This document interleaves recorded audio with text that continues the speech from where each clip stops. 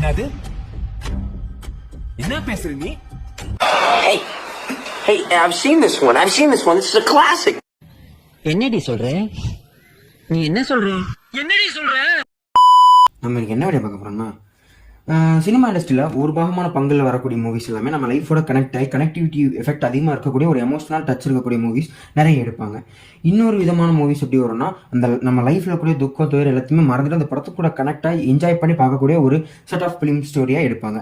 But இதை தாண்டி இன்னொரு முக்கியமான பாகுபாடு இருக்குது. அதில் வரக்கூடிய மூவிஸில் எப்படி இருக்குன்னா உட்காரி தான் எதுக்கு எடுக்கிறா, என்னத்துக்கு எடுக்கிறா, என்ன புடுங்கிறதுக்கு எடுக்கிறாங்கன்னு சொல்லிட்டு அதை எடுக்கிறவங்களும் சரி, அதில் நடிக்கிறவங்களுக்கும் சரி, அதை ப்ரொடியூஸ் பண்ணுறவங்களும் சரி, ஏன் இவ்வளோ 120 ரூபா தண்டமாக கொடுத்து பார்க்குறவனுக்கும் சரி அவனுக்குமே புரியாது. இது முதல்ல படமானே புரியாமல் சில படங்கள் இருக்கும். அந்த லிஸ்ட்டில் ஒன் ஆஃப் த மூவி இப்போ ரீசென்ட்லி ஆட் ஆகக்கூடிய ரத்னம் மூவியோட ஒரு ரேண்டை தான் பார்க்க போகிறோம். This is lazy reviewer. Welcome to my YouTube channel. ஆரம்பிக்கலாமா?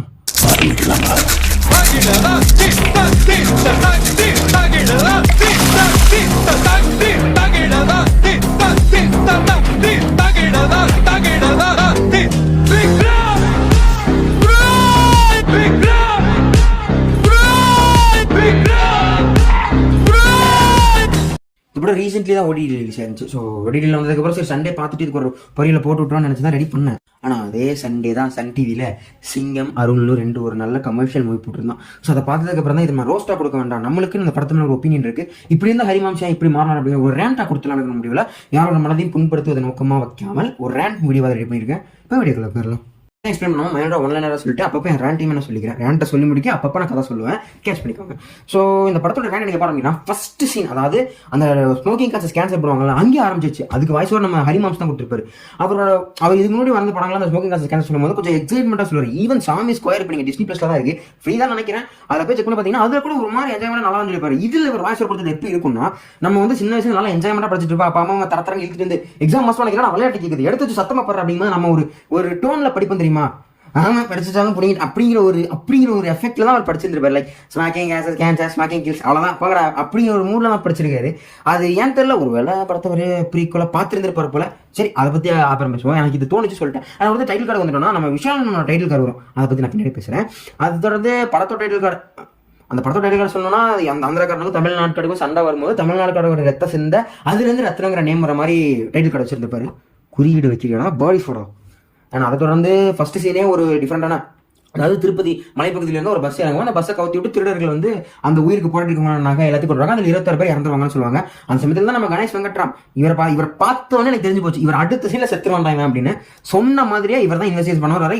இவரும் அதே குரூப் கொள்ளவும் செய்கிறாங்க. அது ஏங்கிற ஒரு ட்விஸ்ட் எல்லாம் பின்னாடி வச்சிருப்பாங்க, அதை நான் அப்படியே எக்ஸ்ப்ளோர் பண்ணுறேன்.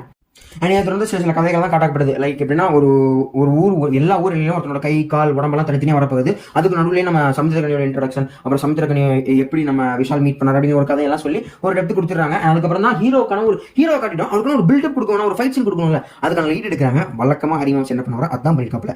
லைக் ஒரு ஸ்கூல் பொண்ணு வந்து ஒரு பஸ் வந்துருக்கும், அந்த பஸ் நின்னோடனே ஒரு பொறுப்பாக ஒரு ஆர்டர் எழுதி அனுப்பியிருக்கணும். பட் அங்கே வந்து ஒரு ஸ்கார்பியோ கார் வரும், அதை நிறுத்தி ஏறி அனுப்பி விடுவார். அங்கே இருக்கிறவன் மசில் மிஸ்ட காட்ட அந்த பொண்ணு பயந்து கார்ல இருந்து குதிக்க. இந்த விஷயம் நம்ம சமுத்திரக்கனிக்கு போக சமுத்திரக்கனிலிருந்து விஷாலம் நமக்கு வர, விஷாலனை குதிச்சிருந்து ஆந்திராவுக்குள்ள ஏறி குதிச்சு ஓட, அங்கே போய் அவனை வெட்டதான் நல்லா இருக்கும். பட் ஆனால் அங்கே சொல்ல டைலாக் எனக்கு ஸ்டில் கன்சிக்யூட்டிவாக ஒரு மாதிரி டிஃப்ரெண்டாக எதுக்கடா அந்த டைலாக் இப்படி வச்சுருக்க மாதிரி தோணுச்சு. லைக் எப்படின்னா டாபர் போய் ஸ்டேட் விட்டு ஸ்டேட் வந்து உன் சிலிபஸத்தை காட்டுறியா, ஹரிப்பிரத்தா ஊர்லேயே அவுத்து விட அவ்வளோ வேலை இருக்குல்ல, அங்கே போயிருக்க வேண்டியதானே, எதுக்கு அப்படி தான் கேட்குறாரு. எதுக்கு அவன் வந்து அந்த பொண்ணியோட சிலிபஸை காட்டுறான், அதுவே தப்பு தான். அதுக்கு அவன் வெட்டினா ரீசன் சொன்னீங்கன்னா நான் ஒத்துக்குவேன், ஓகே நீ செஞ்சது கரெக்டு தான்.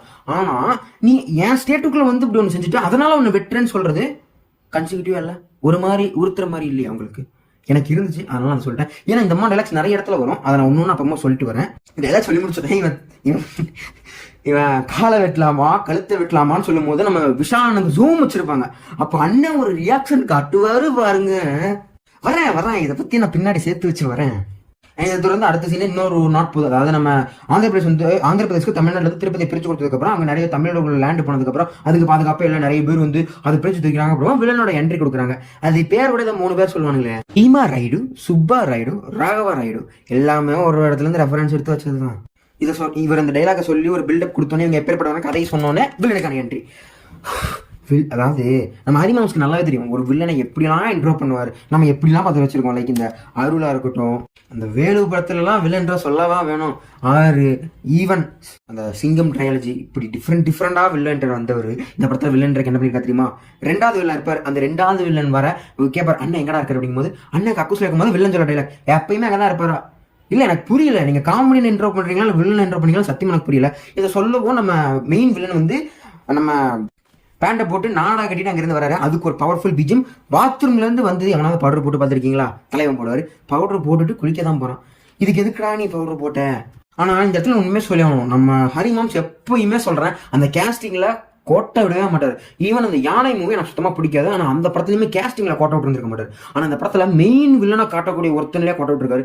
இந்த ஆள் நீங்க நிறைய படத்துல தெலுங்கு படத்துல இந்த ஆள் ஒரு காமெடி ஆர்டிஸ்ட். இப்ப கூட ஒரு பேரடி மூவி ரிலீஸ் ஆயிருந்துச்சு, இந்த ஜேசி படத்தோட பேரடி சீன் பார்த்துருப்பீங்க, அதுல இவர் தான் நடிச்சிருந்திருப்பார். இவர் ஒரு காமெடி ஆக்டரா, இவரை கூட்டு வந்து ஒரு மெயின் வில்லன், அதுவும் இவ்வளவு பெரிய வில்லன், அதாவது கொடூரமான ஒரு வில்லன். அதாவது அவன் வந்து நம்ம ஊர்ல நிறைய டெம்ப்ளேட் இருக்கும், அக்களை சேவ் பண்ணிட்டே கொலை பண்றவன்ல சார் கீரை சாப்பிட்டு தான் சார் அவன் கொலையே பண்ணுவான் சார் மிச்சம் அப்படிலாம் கூட இருக்கிறானுங்க. ஆனா அவனுங்களை பார்த்தா கூட கொஞ்சம் டெரரா இருக்கும். நம்ம முத்தையா வில்லன்ஸ் மாதிரி ஒருத்தனை ப்ரொமோட் பண்ணிட்டு காட்டும் போது நம்ம ஜிவிஎம் சார் வில்லன் மாதிரி ரொம்ப டீசெண்டா நனையோட காட்டிட்டா எப்படா இருக்கும்? அதாவது அதே மாதிரி இந்த வில்லனுக்கான அந்த ஒரு செய்கை இருக்கும் தெரியுமா? அவன் செய்யற விஷயத்தை பார்த்தா பயம் வரும் அப்படின்னு சொல்லிட்டு இந்த ஆள் வருவான், வெளியே வந்து பவுடர் போடுவான், பவுடர் போட்டு குளிப்பான், குளிச்சுட்டு திரும்ப பவுடர் போடுவான். அவன் 3வது தம்பி வந்து அண்ணா இடத்துல ஒரு பெரிய பிரச்சனை ஆயிடுச்சு வாங்க அப்படின்னு கூப்பிடுவான். அங்க அதே பவுடரோட ஒரு லுங்கியை மட்டும் சுத்திட்டு போவான். நான் ஒரு ஸ்கிரீன்ஷாட் போடுறேன், அதை பார்த்தா இவனை பார்த்தா என்னால பயப்படுவாங்க. இப்படி மூஞ்சி நான் பேப்பர் அப்பி அதாவது பவுடர் அப்பி வச்சுக்க ஒரு வில்லனை பார்த்தா இவனுக்கு அது பயம் வருமா சிரிப்பு வருமா?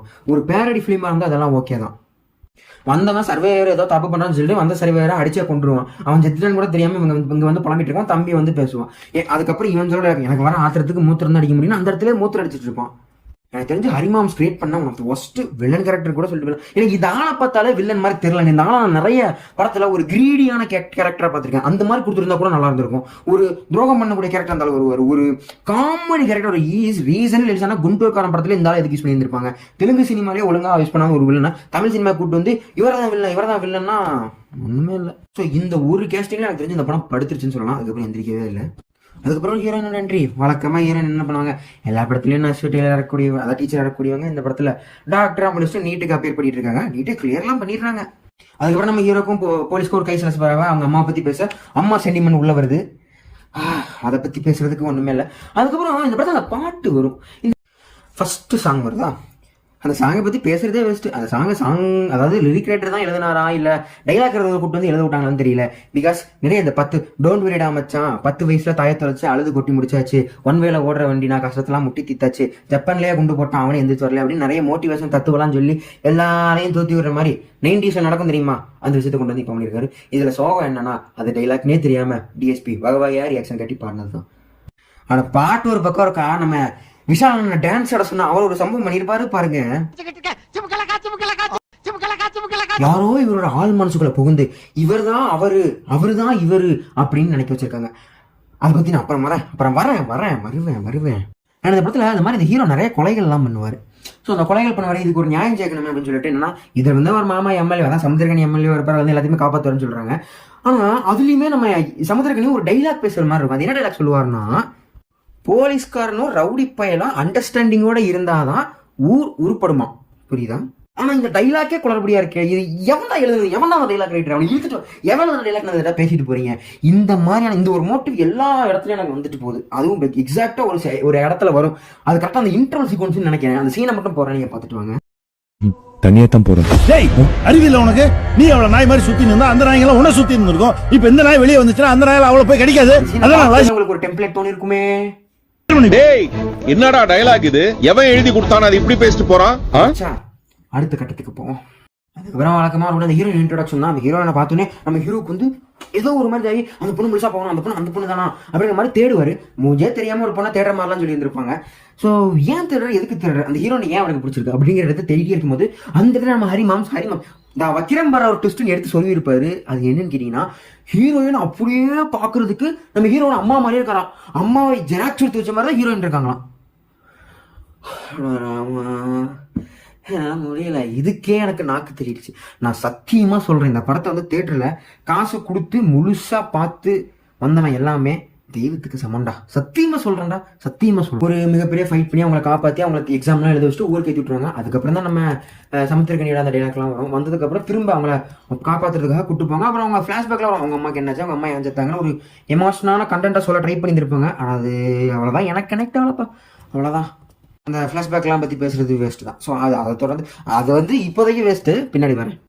ஸோ ஹீரோக்கு ஃப்ளாஷ்பேக் முடிஞ்சிருச்சா, இப்போ அந்த ஹீரோயின் வந்து அந்த பஸ்லேருந்து திரும்ப காப்பாற்றி இவ்வளோ பேர் வெறியோட துரத்துறாங்க. நீ யாருங்கிற கதை வைக்கும்போது ஹீரோனோட கதை சொல்லுவாங்க. அதாவது எங்களை வந்து ஆண்ட்ரால எப்படி இடம் இருந்துச்சு, அந்த இடத்துல தான் நாங்கள் போய் அப்படி அதோட பூர்வீக இடம், அந்த இடத்துல நாங்கள் கோயில் நினைக்கிறோம், அந்த இடத்துல வெளில காப்பாற்றுறதுக்காக வந்துட்டான், வெளில கைப்பற்றி ஒரு மெடிக்கல் காலேஜ் கட்டணும்னு நினைச்சா அந்த எங்க இடம் அப்படின்னு சொல்லிட்டு சண்டை படம் தான். ஆனால் ஒரிஜினல் டாக்குமெண்ட் எங்கே தான் இருக்குன்னு சொல்ல அங்கே கூட போலீஸ் எல்லாருமே அவனுக்கு தான் ஹெல்ப் பண்ணணும்னு போனாங்க. எங்கள் வீடு வரைக்கும் ஏறி டியூ ஆஃபீஸ்ல இருந்து எல்லா ஆஃபீஸரும் வந்து எங்ககிட்டயே அது விற்க சொல்லி கன்வின்ஸ் பண்ணி பேசினாங்க. வெளியில எங்கள் ஊருக்கு வர நான் அறுவாள் எடுத்து அவன் வாயை வெட்ட, அவன் ஆளை விட்டு எங்க ஆளை வெட்ட அப்படின்னு சொல்லி திரும்ப திரும்ப வெட்டிக்கிட்டு மாஞ்சிட்டு இருந்தோம். அவங்க மொத்தம் இடப்பச்சை தான் இவ்வளோ தூரம் வந்து நிற்கிது அப்படின்னு சொல்லி முடிக்க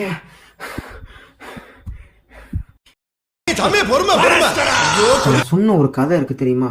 இந்த கதை மிஞ்சி பிஞ்சி போனால் ஒரு 10 நிமிஷம் ஃப்ளாஷ்பேக் வரதுக்கு ஒருத்தான கதை கூட கிடையாது.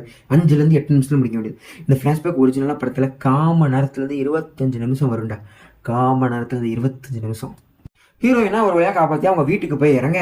வீட்டுக்கு போய் இறங்கினதுக்கப்புறம் அங்கே என்ன நடக்கும்னா, அந்த வீட்டில் இருக்கிறவங்களாம் நல்லா போய் வரவேற்றுவாங்க. வில்லனோட ஆளுங்க ஹீரோனோட வீட்டுக்கு வந்து நம்ம ஹீரோவோட கார் மேலே குண்டு போட்டுருவாங்க. அப்போ பக்கத்தில் வந்து அந்த பம்ப் அடிப்போம்ல, அந்த பம்ப் அடிக்கக்கூடிய பைப் இருக்கும், தண்ணி பைப். நம்ம நினைப்பா அதை பிடிங்கி ஒரு ஃபைட் சீன் வரப்போதுன்னு நினச்சா அவருக்கு வந்து தண்ணி அடிச்சிட்டு இருக்காரு. குடத்துல தண்ணி அடிச்சு அந்த குடத்தை எடுத்துட்டு வந்து கார் மேலே ஊற்றி, ஹரிமாம்ஸ் உங்ககிட்ட இருந்தால் நிறைய கமர்ஷியல் சினிமாஸ் ஒரு ஒரு ஒரு ஃபைட் சீக்வன்ஸ்க்கான பூஸ்டப்பை கொடுக்குறது, ஒரு மாஸ் சீக்வன்ஸ்க்கான லீடை கொடுக்குறத கற்றுக்கிட்டாங்க.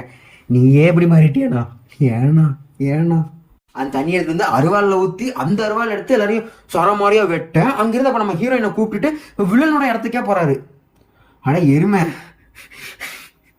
அதாவது வில்ல மெடிக்கல் காலேஜ் கட்டிட்டு போயிடலாம். அந்த காலேஜுக்குள்ள கிரகப்பிரவேசம் நடந்துட்டு இருக்கும். ஐ மீன் அந்த கிரகப்பிரவேசம் தான் நினைக்கிறேன், லைக் பால் காட்சி ஃபங்க்ஷன் நம்ம நடத்துவோம்ல, அந்த மாதிரி என்னமோ நடந்துட்டு இருக்கு. அந்த இடத்துல போனால் டிவி ஆஃபீஸ் வந்து எல்லாமே இருப்பாங்க. ஹீரோ வந்து போய் சொல்லுவார், எவன்டா ராயிடு ஏண்டா இந்த இடத்துல வந்து எதுவுமே கட்டக்கூடாதுன்னு சொல்லி கோர்ட் ஆர்டர் இருக்கும்போது போலீஸ்காரில் இருந்து டிவி ஆஃபீஸர் வரைக்கும் இங்கே வந்து குத்த வச்சு உட்காந்துருக்கீங்க அப்படிங்கிற மாதிரி எழுத்து பேசிட்டு இருக்கேன். அங்கேயே போய் அப்புறம் அங்கே போய் ஒரு சீக்வன்ஸ் நடக்கும். அந்த சீக்வன்ஸ் நான் போட்டு காட்டுறேன். யாரா இங்க ராயிடு, நீயா?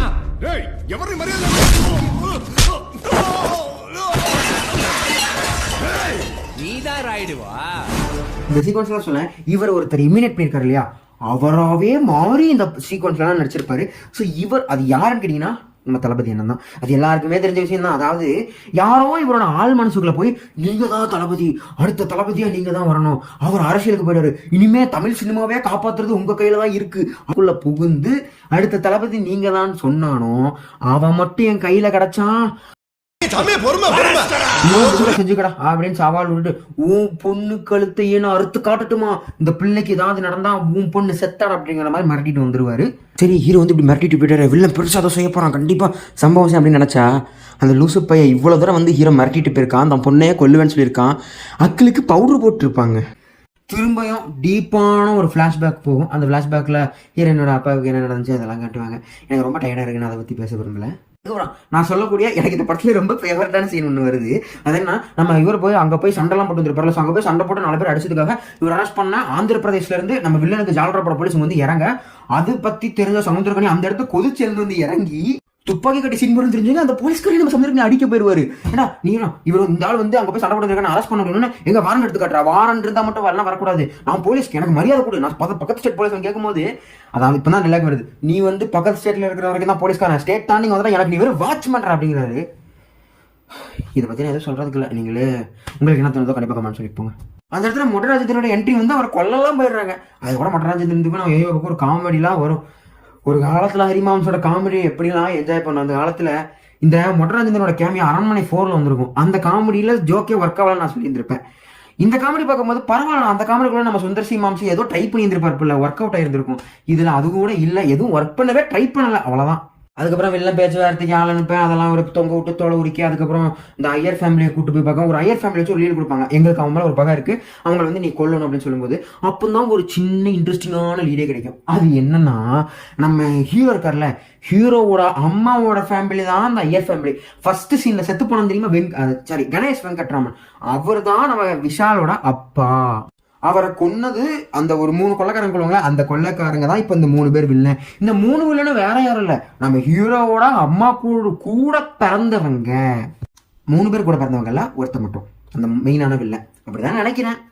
இதை ஹீரோ தெரிஞ்சுக்கிட்டதுக்கு அப்புறம் நம்ம ஹீரோனை திருப்பி கொல்ல பார்ப்பாங்க. இப்போ புரியுதா நம்ம ஹீரோனை எதுக்கு ஹீரோ கொல்ல பார்க்கறாங்கன்னு. அவருக்கு அந்த வில்லனுக்கு வந்து 3 விரல் இருக்காது. அது காரணம் நம்ம ஹீரோவோட அம்மா வந்து ஒரு செகண்ட்ல பார்க்கும்போது இவங்க தானே அந்த காதெல்லாம் எடுத்துட்டு கொலை பண்ண எல்லா நகையும் திருட்டு வந்துருவாங்க. அதை தெரிஞ்சோன்னா அந்த கதவை போட்டும்போது நம்ம வில்லனோட கதவை உள்ள வச்சு நசுக்கி பிடிவாங்க. ஸோ 3 விரலாம் அவருக்கு அதில் போயிடும். ஸோ அந்த மாதிரி அந்த அக்காவோட மூஞ்சி அந்த ஒரு ஸ்ட்ரக்சர் இருக்கிறதுனால பார்க்கறதுக்கு அவங்க அக்கா மாதிரி இருக்கிறதுனால தான் இவர் இப்போ இந்த ஹீரோயினை கொல்ல ட்ரை பண்ணிட்டு இருக்காரு. இப்போ புரிஞ்சதுக்கான மாண்டன அந்த இடம் மட்டுமே ஒரு ரீசன் இல்லை, இதுவும் தான் ஒரு ரீசன். இதை கண்டுபிடிச்சப்பறம் அவரை வந்து திரும்ப கொல்ல ட்ரை பண்றாங்க. அவரை காப்பாற்ற போற முயற்சியில் இவர் வந்து ஆந்திர போலீஸ்ல வாரண்ட் விட மாட்டேங்கிறாரு. அப்பதான் நம்ம வீட்டு கணேசோட என்ட்ரி இவனெல்லாம் இப்போ யார் வர சொன்ன அப்படிங்கிற ஒரு ஃபீல் இருந்துச்சு. பட் ஆனால் அவர் கூட பரவாயில்லங்கிற அளவுக்கு இந்த படத்தில் ஒரு கேமியா வந்துச்சு. அப்போ தான் பேசுறேன். அப்புறம் அவர் வந்து நம்ம விஷாலை காப்பாற்ற அதுக்கப்புறம் ஒரு சீக்வன்ஸ் இருப்பாங்க. அப்போ ஒரு சீன் வரும், அதான் இந்த சீன். என்னது என்ன பேசுற நீ? Hey, I've seen this one. This is a classic. என்னடி சொல்ற? நீ என்ன சொல்ற? என்னடி சொல்ற?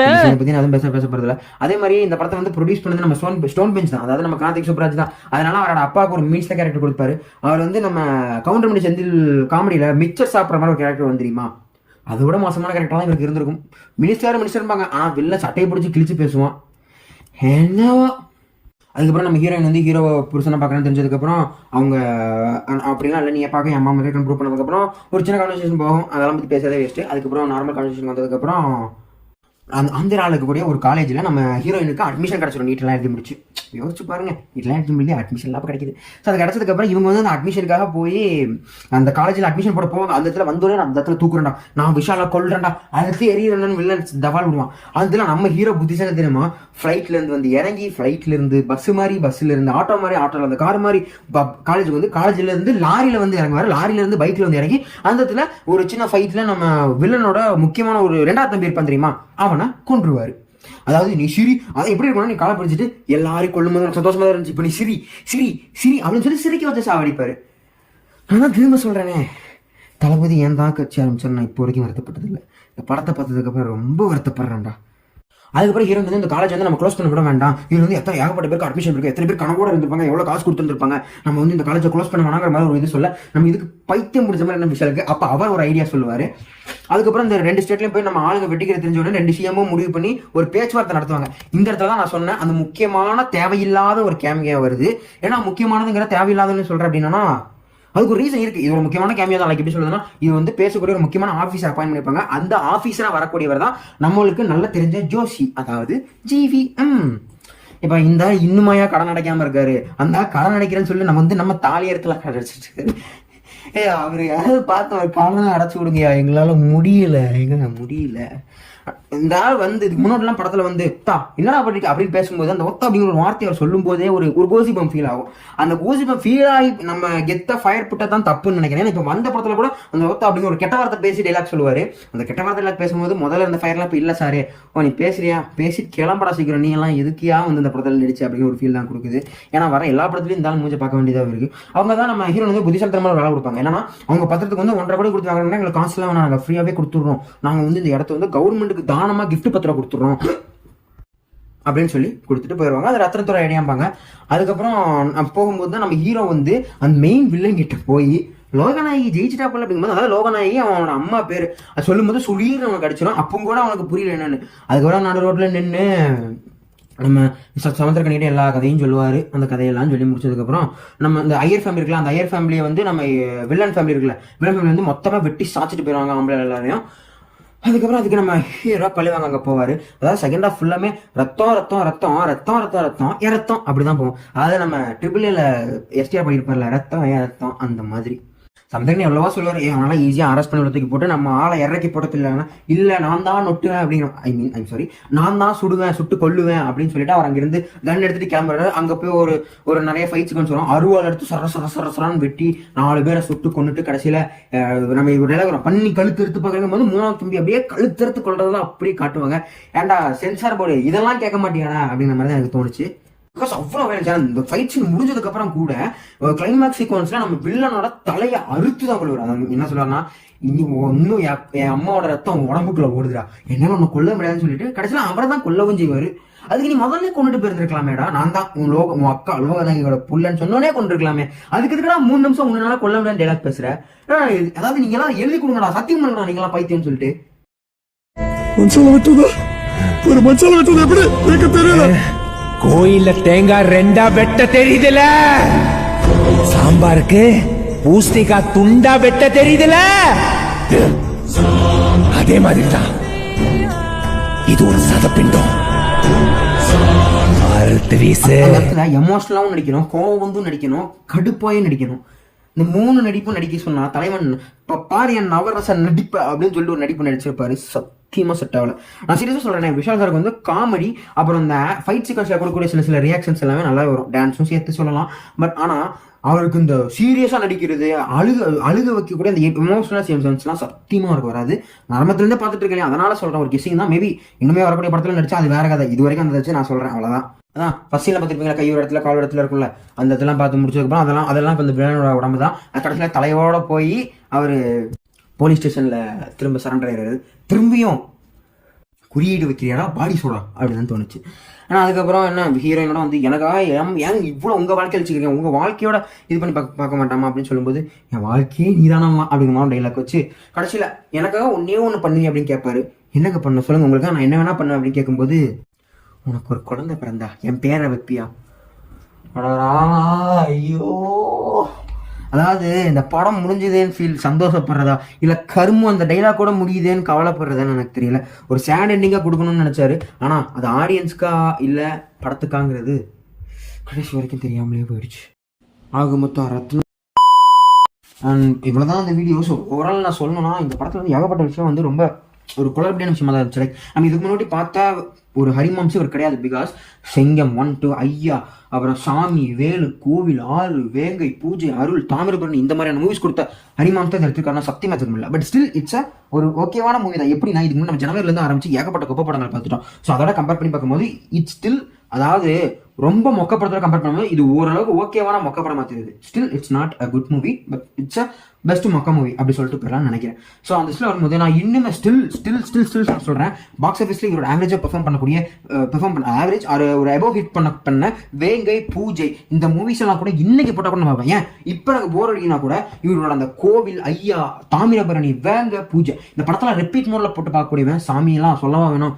ஸோ அப்படி இருக்கக்கூடிய டேரக்டர் ரீசன்ட் டைம்ஸில் சிங்கம் 3, சாமி ஸ்கொயர், அப்புறம் அந்த யானை, ரத்னம், இப்போ இனிமேல் வரக்கூடிய அந்த புலி, பூனை, எருமை இந்த மாதிரியான மூவிஸ்லாம் எடுத்து ஒரு நேமக்கு எடுத்துக்காமல் இருக்கணும். இல்லை அடுத்து வர முடியும் மூவி நல்லா இருந்தால் ஓகே, இல்லை இந்த மாதிரி குப்பையான மூவிஸ் தான் கொடுப்பீங்கன்னா பெட்டர் நீங்கள் விட்டுருங்க. பிகாஸ் இதுக்கு முன்னக்கூட்டி இருந்தால் உங்களோட லெகசியாகவே கண்டினியூ ஆகட்டும். ஸோ வீடியோவில் தான் இந்த வீடியோஸ் பற்றி தாட்ஸ் கமெண்ட்ஸ் கமெண்ட் சொல்லிப்பாங்க. இந்த ஃபேன்ஸ் யாராவது இருந்தீங்கன்னா ஒருவேளை நான் சொன்னது ஏதாவது அஃபண்ட் ஆயிருந்து உங்களுக்கு கோவம் இருந்தால் கண்டிப்பாக கமெண்ட் செக்ஷன் உங்களுக்கு ஓப்பனாக இருக்குது. எனக்கு திட்டிட்டு போங்க, நான் உங்களை திருப்பி திட்டுறதோ இல்லை பிளாக் பண்ணுறதோ கண்டிப்பாக பண்ண மாட்டேன். ஏன்னா அது உங்களோட உரிமை இல்லையா. ஸோ பண்ணிட்டு போங்க, தட்ஸ் டிஃபன் கேர். இதெல்லாம் தாண்டி இந்த படத்தில் பேச வேண்டிய முக்கியமான விஷயமும் இருக்குது. That's music director DSP.